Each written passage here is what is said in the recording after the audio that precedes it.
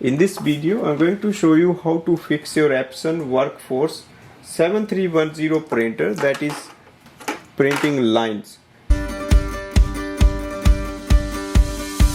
So if your printout has a vertical or horizontal lines, then you can follow this process to fix that issue. Go to the printer display panel, scroll ahead and look for the maintenance. Select printhead alignment. You will get a ruled line alignment and horizontal alignment.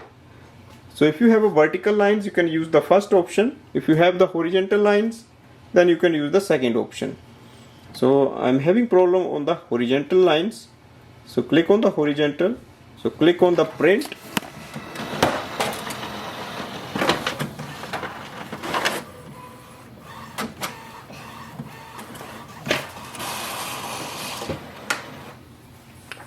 You have to select a rectangle without overlapping. That the -06 has a good result.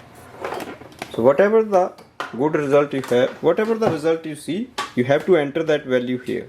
Take from here -6 and then click on the proceed. Click dismiss. So this will fix the horizontal lines.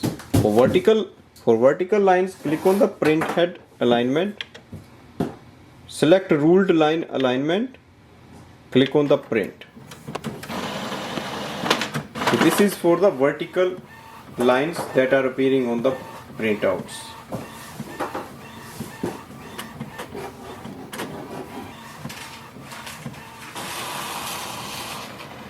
You have to select a perfect square without any line or least lines, and it should be looking clear. For example, in this one I can see 001 is get. I can see 001 here. In this I can see -002, 000 and -002.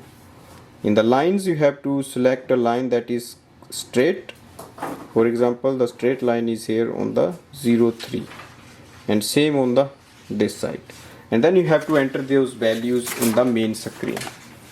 For next it's -2, for next it's 0, for number 4 it's -2, and for the line it's -3,